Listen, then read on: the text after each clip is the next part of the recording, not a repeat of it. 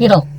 우리들이 그토록 원하는 1억을 번다면 여러분은 1년에 세금을 얼마나 낼까요? 연봉 1억은 1년에 보통 2,500만원 정도 세금을 내는데요. 그런데 어떤 직장인들은 연봉이 아니라 연수입이 1억인데 세금을 1,000만원만 냅니다. 아무 계획 없이 세금을 많이 내는 애국자가 되고 싶나요? 아니면 최소의 노력으로 최대 효율을 달성하는 재테크 직장인이 되고 싶나요? 오늘은 세금에 대한 전략을 가지고 있는 게 얼마나 중요한지 보여드릴게요. 안녕하세요. 입사하자마자 퇴사 플랜 장과장입니다. 직장인으로서 부자가 되는 건 쉽지 않아요. 그러니까 회사에서 부자인 사람은 금수저 말고는 보기가 어렵죠. 그렇다 보니 재테크 시작할 엄두도 못 내고 그러다가 어느 순간이 닥치면 시작하려고 마음을 먹게 되죠. 그 시기가 언제죠? 결혼하려고 알아보다가 현실의 벽을 딱 느낄 때 마음 먹지 않나요? 아이를 가지려고 하다 보니 미래가 보이지 않으니까 돈 좀 벌 생각이 없나? 야근 수당이나 좀 땡길까 하잖아요. 회사 다니다 보면 그럴 때 있죠. 그냥 이렇게 살다가 뚜구리가 되겠구나. 남들 부러운 삶은 못 살겠구나 할 시기가 옵니다. 저도 그래서 시작했어요. 결혼하려니까 돈이 없어서 시작했고요. 아이를 가지려고 보니까 육아 비용 좀 벌라고 더 독하게 투자하게 되었습니다. 저 초기에 투자할 때 생각해보면요, 뭐부터 해야 할지 생각이 너무 많았어요. 처음엔 다 비슷하더라고요. 독서다, 서리다, 비슷한 초보들끼리 딱 모여가지고 이런저런 사는 이야기하고 술 한잔 딱 하고 자극받고, 누구는 경매에서 돈 벌었고 누구는 분양권에서 돈 벌었고, 이런저런 정보에 여기 갔다가 저기 갔다가 세월은 지나고 아는 건 많아졌는데 내 지식이 아닌 남들이 자랑한 지식만 쌓여가고, 그러니까 소빙 당정 같은 상황이 벌어지더라고요. 나이도 한 살 한 살 이렇게 늘어가면서 점점 겁쟁이가 되고 게을러지기까지 합니다. 그러다가는 쳇바퀴 도는 인생을 벗어날 수가 없어요. 본론만 말하면 소득의 종류를 알고 소득별 과세되는 세금 지식을 아시면 됩니다. 너무 지루한가요? 세금은 많은 분들이 싫어하기도 하고 욕먹기 좋은 대상이기도 하지만, 어떻게 보면 세금을 최소한으로 내는 방법을 찾다 보면은 역으로 돈 버는 루트를 알 수 있습니다. 신기하지 않으세요? 저는 세금을 내지 않으려고 분리과세 하는 거에 대해서 공부하게 되었고, 이렇게 다양한 소득에서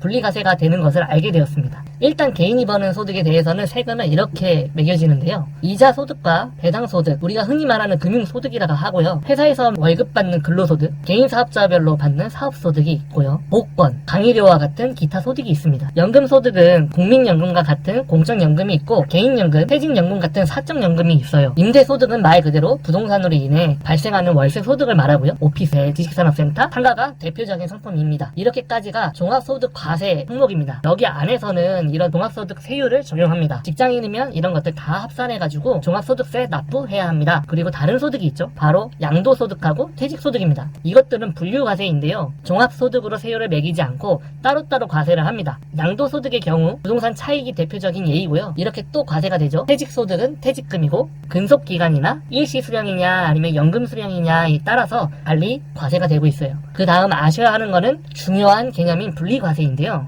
첫 번째로 금융소득은 연간 2천만원까지 15.4%로 분리과세를 해줍니다. 연간 2천만원이 넘으면 종합과세로 전환돼서 갑자기 세율이 딱 튀게 되죠. 연간 2천만원만 딱 채우면 좋겠죠. 5억에 4% 이자를 받게 되면은 한 월 160만원 정도고요. 두 번째로 임대소득은 연간 2천만원까지 14%로 분리과세를 해줍니다.